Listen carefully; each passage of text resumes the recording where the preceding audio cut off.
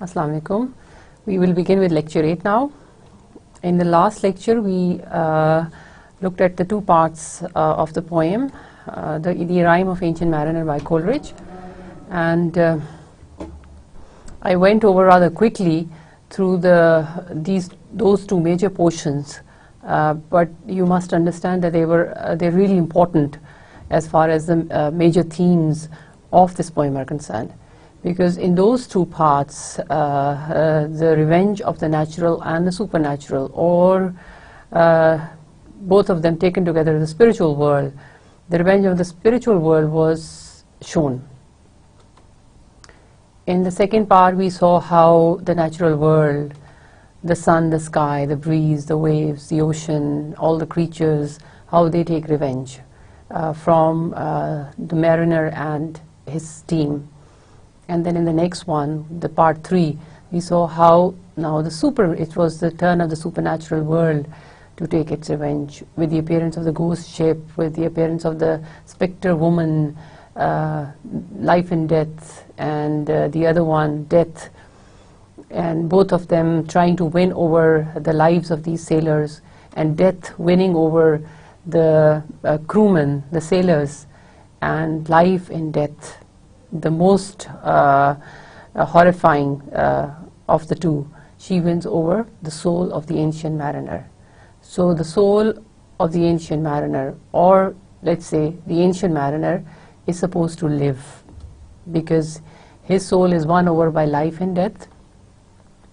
So he will live, he will have life, but his life will be like death. It will be worse than death. So he will be living, but his living will be worse than death.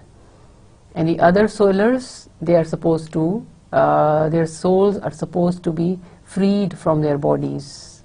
Their imprisonment, their term of imprisonment is over.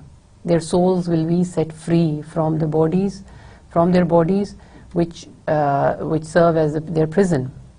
So the theme of imprisonment that we were discussing, it ends for the sailors. The body, which was the prison of their souls, the souls are released from their bodies. So they are no longer prisoners of their bodies. Their souls are free.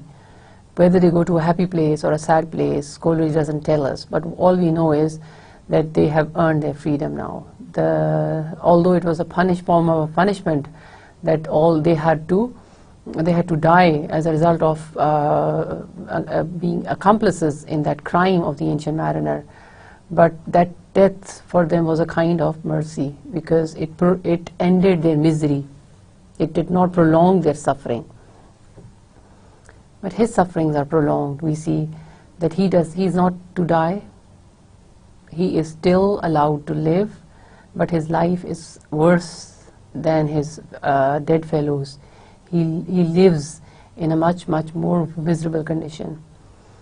And as we shall see now, that he is the only living person now. He's the only living person on the ship, and he's the only living person now.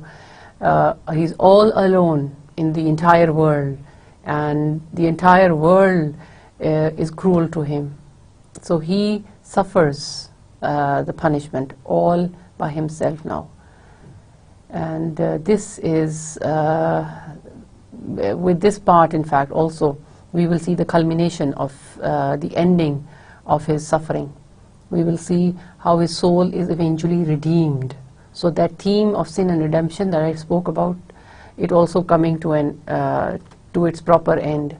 The sin that he had committed, he's gone through stages of punishment. Yet more punishment is due to him, and it will come to him in this part also. But towards the end of this part, we shall see that he also finds some sort of redemption, if we can call that redemption. So let's see. Let's begin with the next part, which is part 5. Some of the major themes of this part are: we will see that the natural world becomes more threatening. The environment is going to turn more hot, pungent, and rotten. And but the irony is that it's not just the external world, the physical world, that is turning rotten, it's also his soul. His soul has also turned rotten from inside. Because he's become a living death. So his soul is actually dead, but his body is made to live on. It is made to live on. His soul is imprisoned in his body. So and it is carrying the body is carrying this dead soul inside the frame. His moral drought will be lifted, we shall see in the end, and as he is able to bless God's creatures, so his curse will be lifted, and he will be partly redeemed. And so all through this section we will find the Christian themes of sin, baptism and redemption. So part 4, I fear the ancient mariner, I fear thy skinny hand. So we are back to the wedding guest. There was a pause in the middle of the story at the end of part 3. Now Coleridge brings us back to the beginning of to the actual scene, in fact, where the mariner has stopped the wedding guest and is telling him his tale. So now it is with the appearance of the ghost ship, with the description of the spectre women, and with his partners all dying around him. Naturally, the wedding guest, the poor wedding guest, is shaken badly. He is afraid. He's now even afraid of the ancient mariner, because indeed this man is telling him that all the sailors died right in front of him. So the wedding guest is maybe even suspecting that he also died, and now he's not the living person who's telling him his tale. Maybe he's also a spirit. So these are the fears that are aroused in the wedding guest, and this is why Coleridge brings us back, because he wants to tell us that as a listener, like you and I, we are also listeners. We are part of the wedding guest, so maybe we are also frightened. Maybe we are also wondering whether the ancient mariner is telling us the truth, whether he also died along with those sailors, and this is only his spirit, this is his ghost who is now narrating the story, who's roaming around and telling his tale. So we also wonder whether he's also dead. So these are some of the fears that he has. So he says, I fear the ancient mariner, I fear thy skinny hand, and thou art long and lank and brown, as is a ribbed sea sand. So he says, you are long and lank and brown, you have skinny hands, you are ancient looking, I am afraid of you. I fear thee and thy glittering eye. Again, you see, he repeats it, I fear thee, but he says, I am most afraid of your glittering eyes. I mentioned in the very beginning that this part is significant, his glittering eye. The reason can be explained now. It's because that theme of imprisonment that I spoke of earlier on. His eyes have a glitter, a sparkle, because this is a light shining out. This is the light of his soul shining out. His soul which is imprisoned in his body. His soul is wishing and willing to be freed from the body. So this is why his guys have got a sparkle, have got an intensity, have got a power, because they really want to be freed of this burden of being alive, burden of living, burden of life. So he wants to be freed. And thy skinny hand so brown, fear not, thou wedding guest, this body drop not down. So the ancient mariner now allays our fear also. He tells us we need not be afraid. He did not die. The ancient mariner did not die. So he is not a spirit, he's not a ghost, he's a living soul. And now comes the miserable part. He says, I did not die, but he's not happy. He's not happy that he didn't die, because as he explains his condition, he says, I was supposed to punish more. I was supposed to go through more misery. He tells us, alone, alone, all alone, alone on a wide, wide sea. You see the alliterations, the consonants, the assonants all of them blended together here, the repetition of sounds, all, alone, alone, all, alone, then own, he says, and then wide, wide, see. He's simply emphasizing his state. He was all alone. Now, loneliness is the worst form of punishment that he could get. He was suffering even before also. In this previous two parts we saw that he suffered, but he did not suffer alone. He was suffering along with his shipmates. But now he's suffering alone. And he is the only single living soul upon, as if the only living soul left on this world. There's no one else with him. So you can imagine his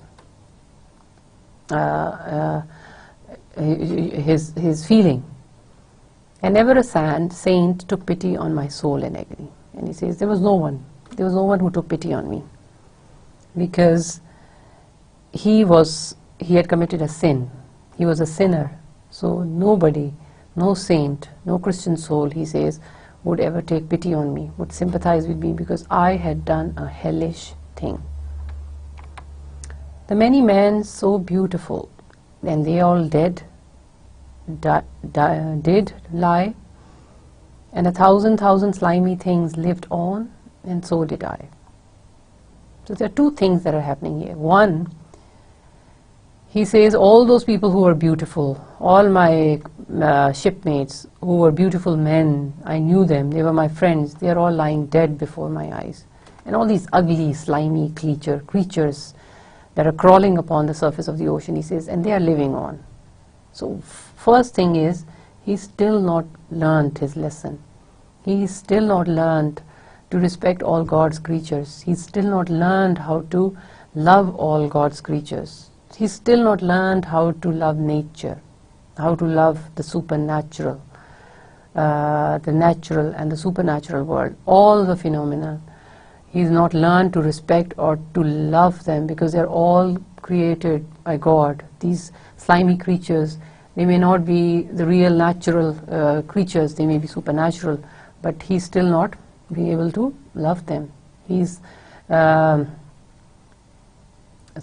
this love has not gushed out of his heart. This is one thing. He's not learned his lesson. Second, in the last line, he compares himself with the ugly creatures. He says, as if I and them are one. These are ugly and slimy creatures. They are worthless, and I am like them. So they are living and I am living. So all the beauty has gone out of this world, and only the ugly creatures have been allowed to live. So he has not understood the weight of his own sin, even here. Those creatures may be ugly, but they are not sinful. He's committed a sin, but he compares himself to them. I looked upon the rotting sea and drew my eyes away. I looked upon the rotting deck, and there the dead men lay. So he doesn't have anywhere to look. He's all alone. He says, when I look towards the sea, I can't look at the sea. It's rotting, it is pungent, it gives off bad smell, there are ugly, slimy creatures, I can't look towards the sea. Then he says, I look at around my ship, I can't look around my ship, because then I see all the dead bodies. I look to heaven and try to pray.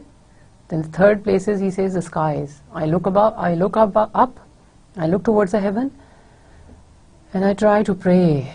But or ever a prayer had gushed my heart as dry as dust.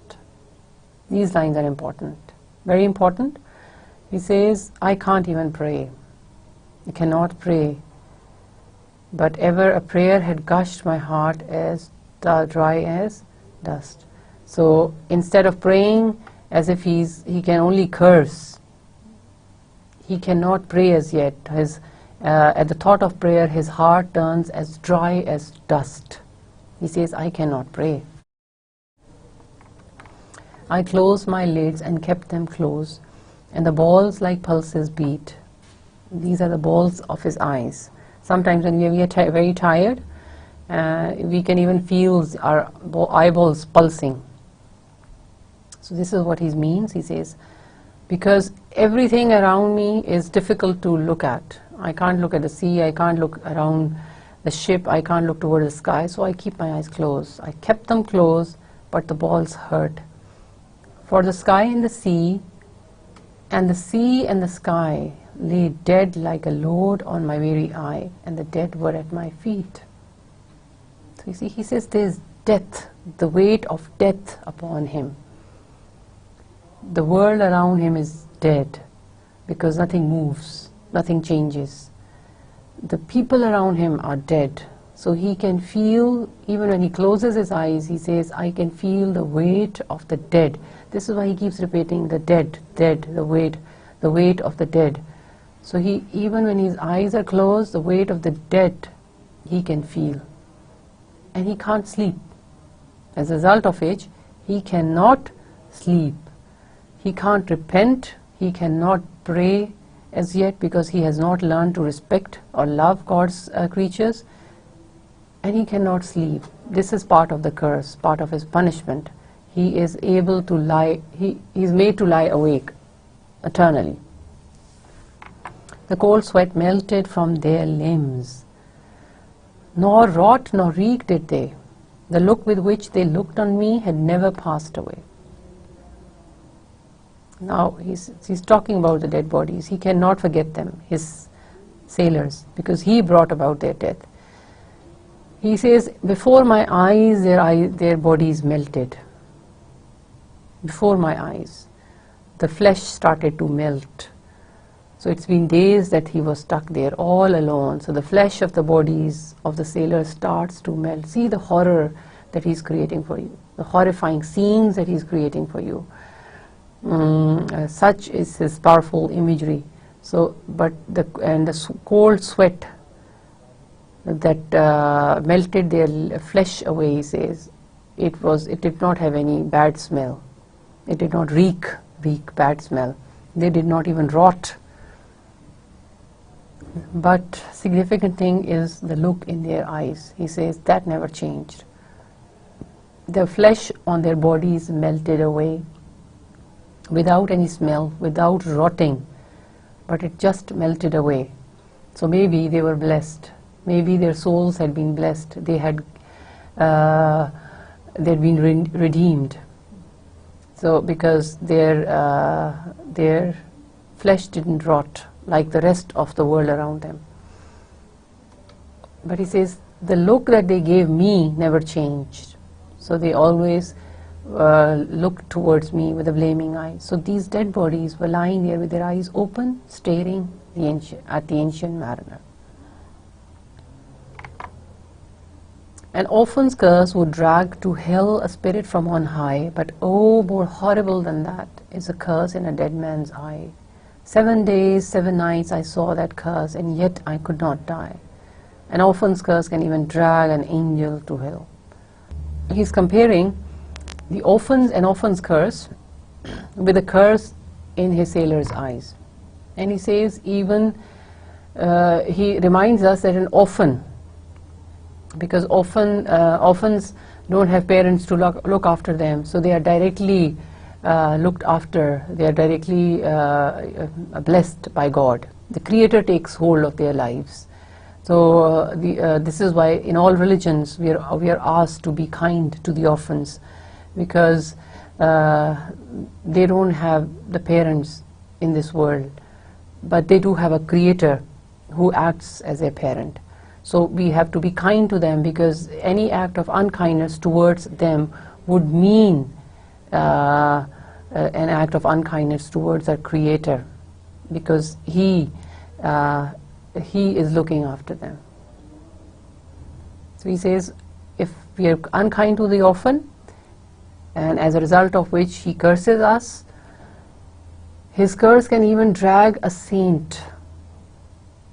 Spirit on high means a spirit which ranks highly, an angel which ranks high in amongst God's angels, or a soul or a spirit who is blessed. And even that soul will be dragged out of the heights of paradise, or the angel from the higher ranks will be thrown into the hell if an orphan, if he is unkind to the orphan and an orphan has cursed him. here the mariner feels that the curse in the sailor's eyes is even worse than the orphan's curse. So you see his misery. You see his misery. He feels that he is made to punish, like made to live alive and made to go through all this. It's because of their curse now. First it was the albatross, but now combined to that sin is the curse of his shipmates. They have cursed him into this miserable life. They have cursed them into life and death. They have cursed him to live on while they themselves have moved on, and they have died, but their souls have moved on. So it is their curse that has still bound him, the ancient mariner, to this world. He says, 7 days, 7 nights, I saw that curse, and yet I could not die. But he says, my fate was not to die. I wanted to die, I wished to die. And I would have died if I was not cursed, not to die. The moving moon went up the sky, and nowhere did abide, softly she was going up, and a star or two beside. So he lies awake all night. He looks towards the movement of the moon and the stars. He sees the stars and the moons rising in the sky. He cannot sleep. Her beams bemocked the sultry main, like April hoar frost spread.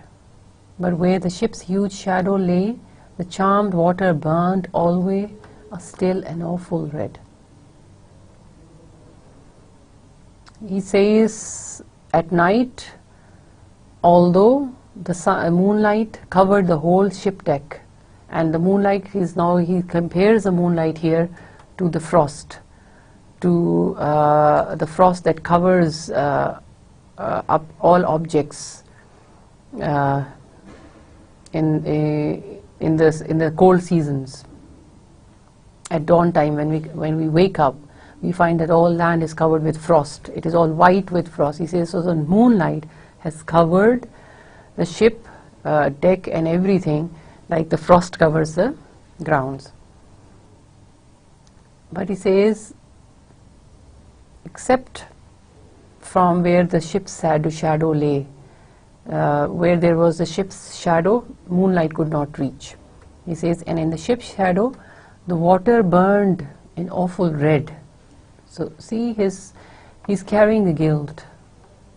The water has turned red, as if he is a murderer. He's murdered all these sailors, and he actually feels that he is their murderer. He's murdered them. He has killed them. He has brought about their death, and it is their blood has made the sea turn red. Beyond the shadow of the ship, again he says. Now, when I look towards the shadow of the ship, I watch the water snakes. But he can see in those dark places the water snakes. They moved in tracks of shining white, and when they reared, the elfish light fell off in hoary flakes. He witnesses a beautiful scene after a long time. He sees snakes, he sees these slimy objects, but this time he does not use the word the slimy objects. He calls them by their name. He gives them respect. You see, there is a change. He's giving them respect. He calls them water snakes. He doesn't say those slimy, ugly creatures. He says, I watch the water snakes. So he sees these ugly, slimy creatures, namely the water snakes, and he sees them moving in tracks of shining white. So when they move through water, they leave behind a shining white trail. And as they move forward, he says, their light fell off in hoary flakes, as if it is, as if snow is falling. Within the shadow of the ship, I watched their rich attire. So the whole outlook has changed. The way of looking at nature has changed. He's not seeing as he used to see, but he's changed. He says, I now see the rich attire. He doesn't see he doesn't talk about the lights in the same way as he talked about in the previous part, remember? Although he's seeing the same things, but now his heart is filled with love. His heart is able to repent now. So this is why he now sees the snakes instead of the slimy, ugly creatures, and he sees the rich attire instead of, he talks about a witch's oil burning in the ocean in the previous part. Blue, glossy green, and velvet black. So you see the snakes were of different colors, blue, green, and velvet black. They coiled and swam, and every track was a flash of golden fire. First he said it was elfish light, shining white light. Now he says every track, whenever they moved, it was a flash of golden fire. So you, instead of seeing those the lights which depressed him, now he's seeing lights of golden and white flakes.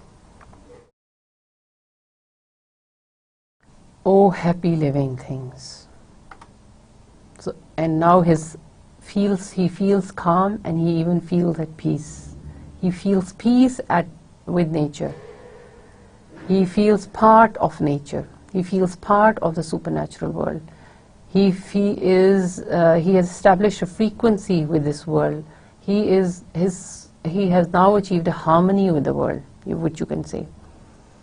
Because he says now they are happy in their own world, these creatures, they are happy. So, and he now envies their happiness. He envies their freedom, because he's not free. Remember the theme of imprisonment? He's still imprisoned. He's imprisoned in that ship. First he was imprisoned along with his shipmates, but then their term of imprisonment ended. Their souls were allowed to leave the ship. But his imprisonment, because he got the sentence of life in death, he got the life imprisonment, so he stayed back. He's continuing to he's continued to stay there as a prisoner, all by himself. So he envies them their freedom, their happiness, their beauty. He says, no tongue their beauty might declare. First he had called them ugly and slimy, and he said, all my beautiful friends are dead, and I am left alive along with these ugly creatures. But now they are not ugly. Now he calls them beautiful. A spring of love gushed from my heart, and I blessed them unaware. Sure, my kind saint took pity on me, and I blessed them unaware.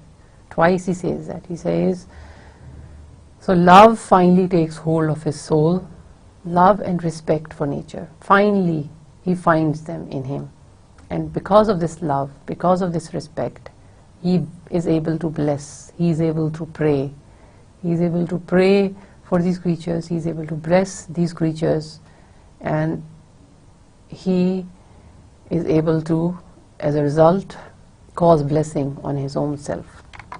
The self-same moment I could pray, and from my neck so free, the albatross fell off and sank like lead into the sea. You see, now finally the burden is lifted. He was carrying the heavy burden of guilt, burden of sin, burden of guilt and sin of killing the albatross, guilt of murdering his shipmates, and the sin of causing deaths of so many people.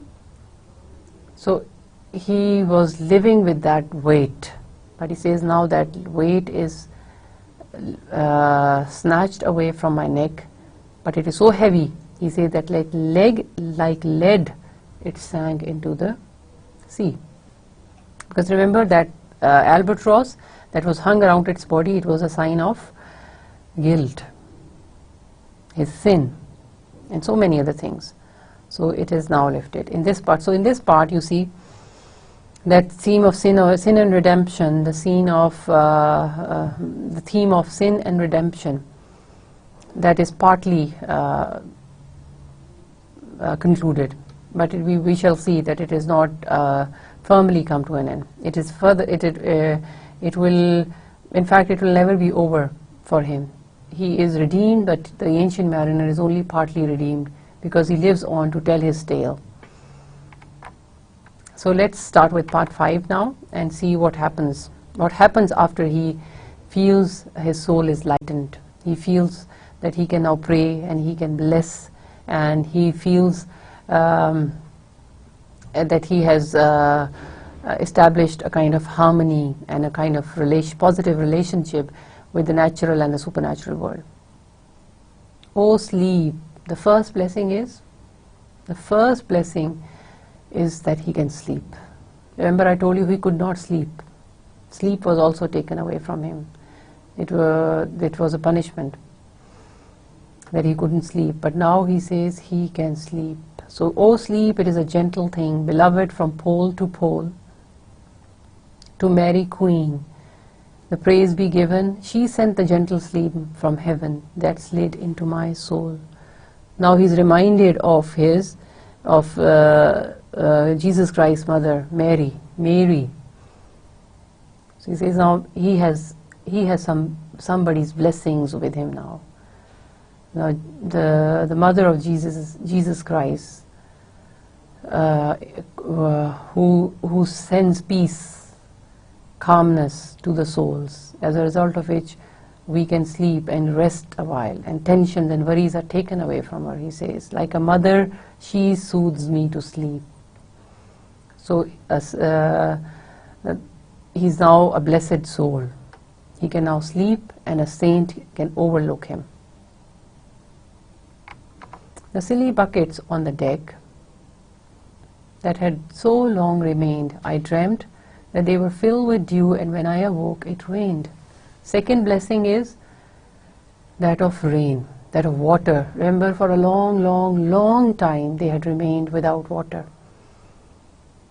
And now he says, when I went to sleep, in my dream he saw that the buckets which had long remained emptied on the deck of the ship, they were filled up with dew, and dew is a heavenly drink.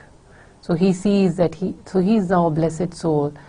God has forgiven him, nature has forgiven him, the spiritual world has forgiven him, and is now showering him with blessings. First he can sleep, now he gets water, and when he wakes up he says it rains. Now rain is a sign of God's mercy in all religions, even in Christianity. So rain washes away sins. It washes away the sins of the body, and it also washes away the sins of the souls. And it is an act of baptism. In Christianity, baptism is important. The souls and the body and the soul is baptized. It is made pure by it is cleansed of all the sins, of all the impurities, by bathing and washing the body in water. So his physical body is washed by rainwater. The impurities and the dirt that is on his physical body, that's all washed away. But his soul is also, as he drinks from the rainwater, the soul is also washed clean. It's also made pure. It's also cleansed. My lips were wet, my throat was cold, my garments all were dank. Sure I had drunken in my dreams, and still my body drank. So he was so thirsty, he says, I started drinking in my dream, and when I woke up, he says I couldn't stop drinking. My body drank and drank and drank, and I was wet through and through. My lips, my throat, my clothes, everything was wet. I moved and could not feel my limbs. I was so light. This is the third blessing. He says he feels light now. First there was this albatross that hung around him like a heavy lead. Then upon his soul was this feeling of guilt, the burden of guilt. And then he was carrying the sin, the guilt of having murdered all his shipmates. So all of those guilts, all of those weights were lifted now, and he felt light. Almost I thought that I had died in sleep and was a blessed ghost. So he felt so light that he compares himself to a ghost. He says, I felt as light as a spirit, because a spirit does not have its body. It is our body that gives us weight, the limbs, the skeleton, and the flesh that gives its weight. The soul is light as a bird. So he says, I felt that I was as light as a blessed ghost. So he's happy now. He's happy because he's blessed, no more sinful. And soon I heard a roaring wind. This is a fourth gift. He says, I heard a roaring wind. Remember, he was stuck in the ocean as if in a painting, as if on a painted ocean, as Wurzel says. So after a long time now, the wind starts to blow.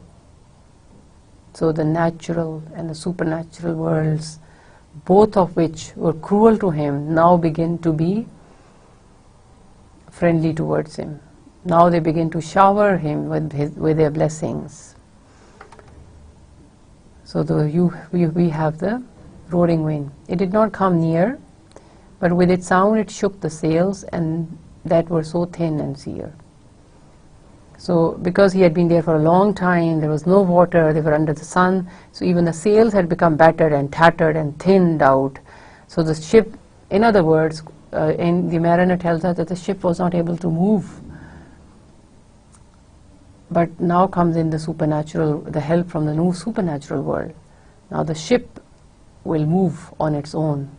Without the shipman, without the crewman, the ship will move. And this is how the natural and the supernatural world, both they conspire to help him, and they conspire to take him out of this imprisonment that he was in for such a long time. So his imprisonment, one form of his imprisonment is over, will be over here, because the ship which was imprisoned here and is now allowed to move. So he says he did not feel the wind.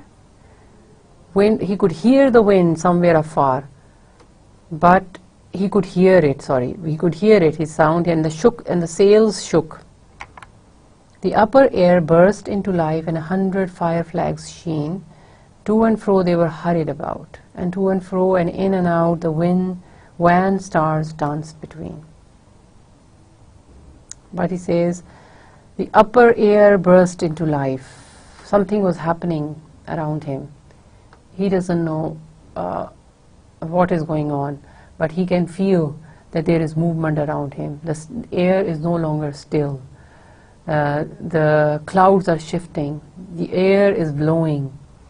And to and fro, he says, that the fire flags sheen, meaning he could as a ship moved, the stars drifted in and out of the clouds.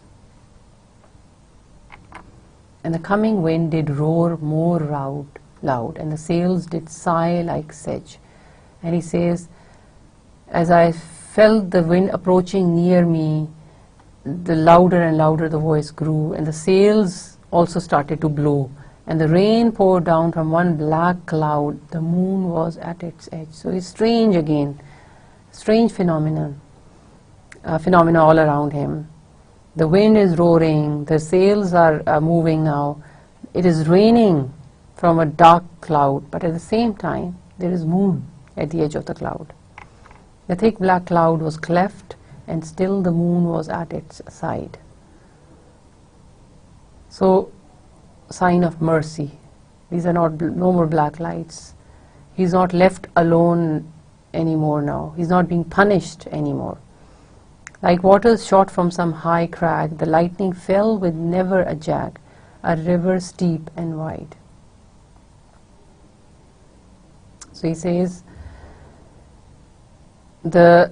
he's describing to you, he's used it through a simile, he describes how the thick black cloud was cleft. Cleavage is a kind of a crack, it's a kind of a gap. So he says, the black cloud was cleaved in the middle, but the moon still shone. And how did it? Moon has said, like waters shot from some high. So like water coming out of a hole, of a gap in the rocks, like a waterfall. And in the same way, the lightning fell with never a jag, a river steep and wide. So from that gap, in the clouds, the lightning shone. So the black cloud shone with lightning, and the lightning is compared to the water gushing out of a gap in the mountain rocks. The loud wind never reached the ship, yet now the ship moved on. So what, like as I was telling you, the wind never actually reached him. He never felt it. He heard it, but the ship moves on. Beneath the lightning and the moon, the dead men gave a groan. Now the supernatural world comes into being. The ship is moving, but it needs people to steer him on, but it needs hands to give it direction, to take him safely back to the shore. So now the supernatural world will come in and help the ancient mariner. So he says, as the lightning struck and the moon shone bright, the dead men started coming to life. They groaned, they stirred, they all uprose. They nor spake nor moved their eyes. It had been strange even in a dream to have seen those dead men rise. Although he creates again images of horror for us, but we know that this horror is accompanied with blessing. So as those dead bodies, they stood up, groaning, they did not speak anything. They did not even move their eyes, because these are only bodies that had been brought back to life to help the ancient mariner. So it was very strange to look at them. They had not been given back their lives, but they have been temporarily made to help the ancient mariner, made to take him safely to the shore. So he says, but for him it was a strange sight. He says, even in a dream to have seen those dead men rise. If in a dream, even if in a dream I had seen them, dead bodies, to rise up like this, I would have been scared. So he says, I was scared when I saw the scene. The helmsman, and the strange thing is that they all went to work without the mariner telling them what to do. They all, as if they are all being guided by some supernatural power, by some supernatural spirit, they all went about their works. The helmsman, the one who steers the ship, he went to his position. The ship moved on, yet never a breeze up blew. So he says, the ship moves on, but they couldn't feel the breeze. The mariners all again worked the ropes. The sailors are working on the ropes where they were wont to go do. So wherever they were needed, whatever they were needed to do, they did it. They raised their limbs like lifeless tools. We were a ghastly crew. So he says, as we worked around in the ship, we appeared to be a ghastly crew. We appeared to be the crew of the dead and not the crew of the living. And they even worked as if their bodies were working as if they were without body. So they were actually, the dead bodies were working, and they were actually lifeless. The body of my brother's son stood by me, knee to knee. The body and I pulled at one rope, but he said not to me. So he tells us of his own experience. He says, my brother's son, he stood next to me, and he pulled at the same rope with me, but he said not a single word to me, because naturally he was not alive in the sense that we can call someone alive. Now at this description, the wedding guest is again frightened. He says, I fear the ancient mariner. Be calm, thou wedding guest. But the ancient mariner does not listen to him. He says, stay calm. It was not those souls that fled in pain, which to their courses came again, but a troop of spirits blessed. Now he tells us of a strange thing. He says, stay calm. There is nothing to be afraid of. It is not those. He says, in these bodies, their own souls were not returned. So the spirits of my shipmates have not returned have not been returned to these bodies. He says, but these bodies have been taken over by some blessed spirits, by some pure Christian spirits who have come to help me. For when it dawned, they dropped their arms. So what happens? All night, these spirits which had entered the bodies of these sailors, they worked all night. And at dawn time, what did they do? They dropped their arms, clustered round the mast. Sweet sounds rose slowly through their mouths and from their bodies passed. So at dawn time, when the night is disappearing, they all gather around the mast, the pole which is at the center of the ship and steers it, in fact balances it. They stood around it and they all started singing. They started singing beautifully. Around and around flew each sweet sound, then darted to the sun. Slowly the sounds came back again, now mixed, now one by one. So you see, they are all singing in harmony with nature. They are giving a message to the ancient mariner. They're showing him that they are part of this natural world. They are part of the whole universe. And we are all part of the universe. We are all one. Because he says their sweet sound, it flew around and around the ship and up and above. It went towards the sun and came back from there, and sometimes mixed as if the whole universe was singing, sometimes one by one. So it was as if the whole world was singing with them. So the whole universe was in harmony. Sometimes a dropping from the sky, I heard the skylark sing. So you see, further blessing. He says sometimes, as if I heard them sing like a skylark sings beautifully, or I heard the sound of the skylark mixed with their sounds, mixed with their singing.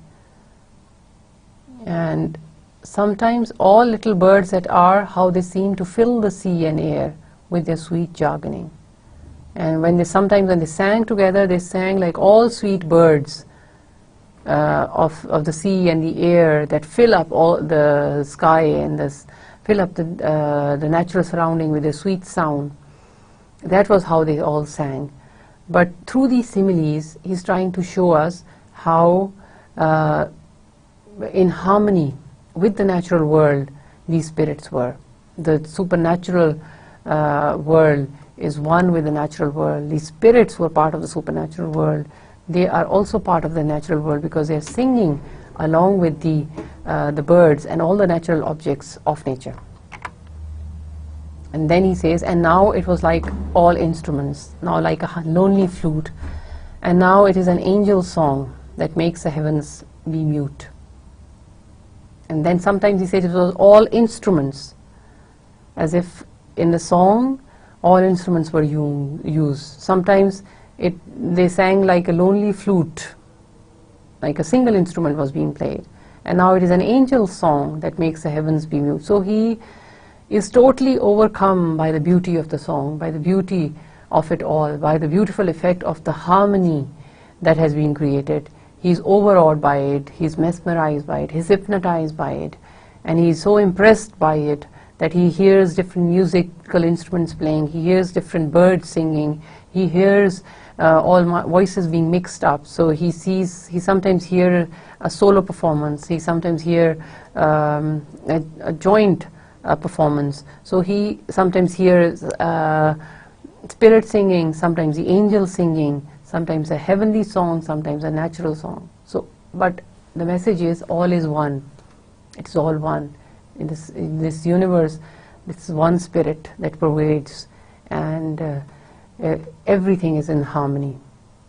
So, and we have to respect every object of this universe and every nature.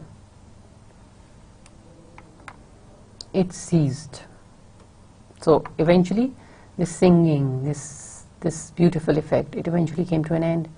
Yet still the sails made on a pleasant noise till noon, a noise like of a hidden brook in the leafy month of June, that to the sleeping woods all night singeth a quiet tune.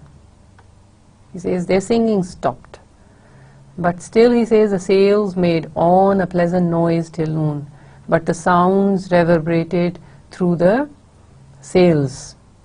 Till noontime they sang, the sounds reverberated.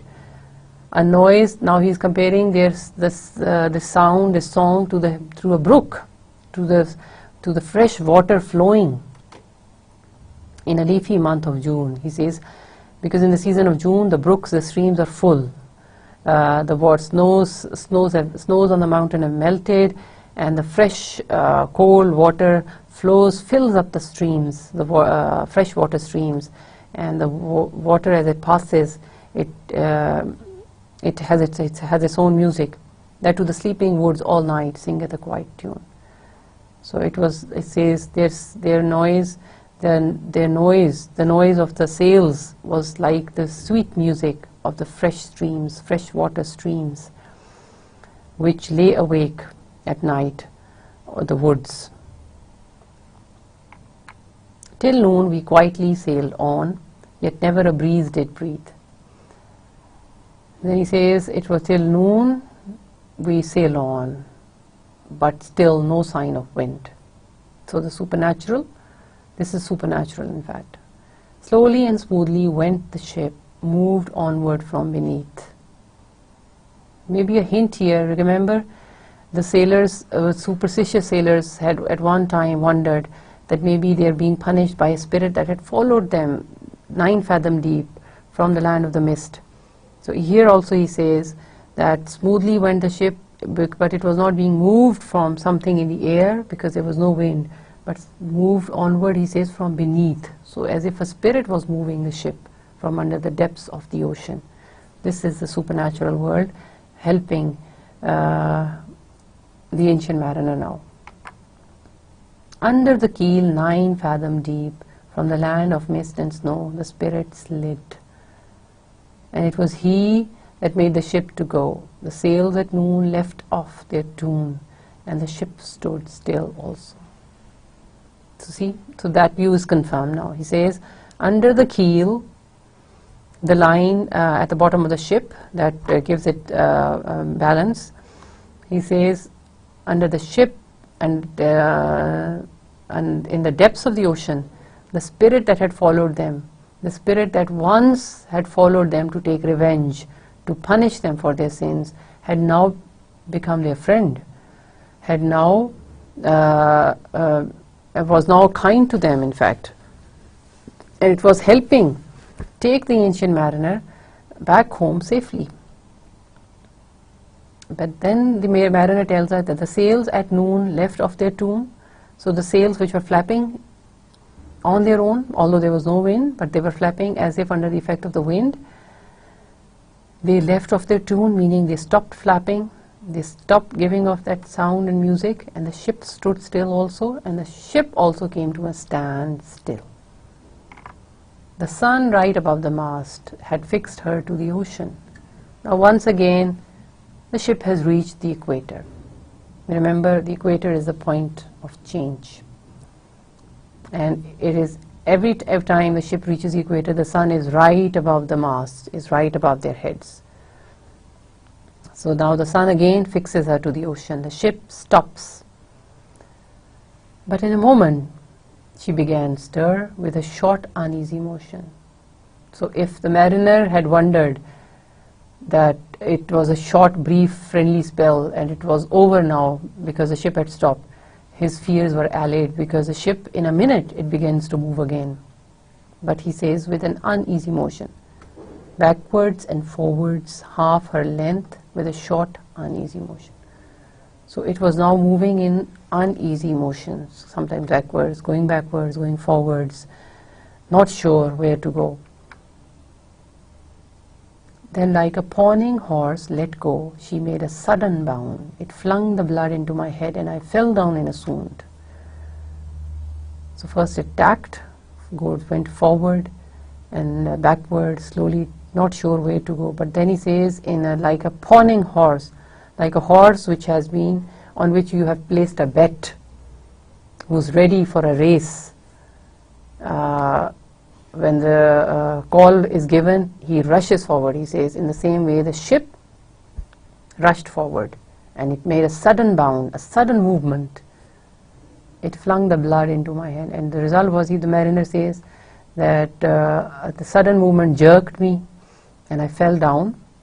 I felt dizzy and fell down. How long in that same fit I lay, I have not to declare. But ere my living life returned, I heard and in my soul discerned two voices in the air. He says, I fell down and I don't know how long I stayed like that. He fell down and maybe he was dazed for the time being. And in that state of mind, he says, ere my living life returned, before, means before. So he says, before I came to my consciousness, he has lost consciousness, and he says, before I gained my consciousness, before I came back to my senses, he says, in his dreams he heard two voices talking to each other. So he's once again having a dream, and he hears two voices speaking to each other. Is it he, quoth one, is this the man, by him who died on cross, with his cruel bow he laid full low the harmless albatross? This is the first voice. So these two voices, again the supernatural phenomena, these two voices are talking about the ancient mariner. They are discussing his fate. They're discussing what to do with him next. So as it will be revealed to you. So the first voice says, is he not the same person who had killed the harmless albatross, who had killed a harmless creature of God? The spirit who biddeth by himself in the land of mist and snow? He loved the bird that loved the man who shot him with his bow. He says, the spirit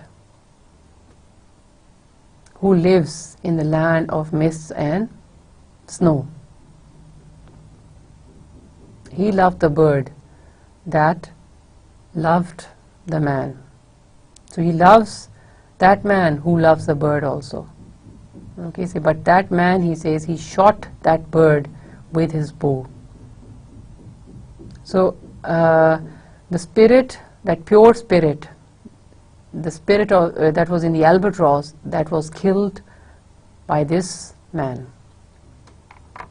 The other was a softer voice. So the first voice was accusing and accusing voice. It was reminding mariner of his crime. The other was a softer voice, a gentler voice, soft as a honeydew. And he said, the man had penance done, and penance more will do. It was gentle. It says he has paid for his crime, he has paid for his sins, he has done his penance. But he says his penance is not over. He will give more. More will do.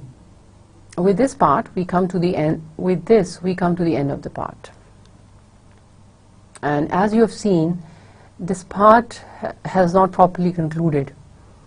The ancient mariner has become unconscious. The ship is moving fast. He's lying in his ship unconscious, and he goes into a state of mind where he hears two voices talking to. He cannot see them, but he hears voices talking to each other, and they're talking about him. They're talking about his fate, but their discussion is not complete. We are left off in the middle here. But what we know is that the one is the voice which is the accusing voice. One is accusing him, one is reminding him of his crimes, one is revengeful, the other is the softer and the calmer voice and the gentler voice. That is the voice of understanding, and that is a voice of the loving nature, which has seen and forgiven the ancient mariner for his sin and for his crime because of the punishment that he's undergone, and is now bent on forgiveness. So he's forgiven partly because he says, the man hath penance done, and penance more will do. So he's paid half of his paid half for his crime, but he has more to pay. So the discussion will go on in the next part, and that I will take up in the next lecture. So we close this lecture with the with an understanding that the tale that the Ancient Mariner is telling us, that is now, it is now going towards its conclusion. It's now going towards its end, because we see that we have gone through that horrible portion in which the Ancient Mariner, along with his crew members, was severely punished by the natural and the supernatural world. But then in the after the punishment, we also see how the natural and the supernatural worlds both are both show kindness to the Ancient Mariner, and both show forgiveness, both show compassion towards him and forgive him for his sin, and are now helping him to get back safely to land, back to his home, and to take this experience with him and to tell it to the rest of the world, and to teach them a lesson, to teach them a moral, and to teach them about harmony, unity, love, compassion, mercy for all nature, for all God's creatures. So as you can see, that message has almost developed here, and it is to that ending that Coleridge will later take us. So I will discuss these things in the next lectures.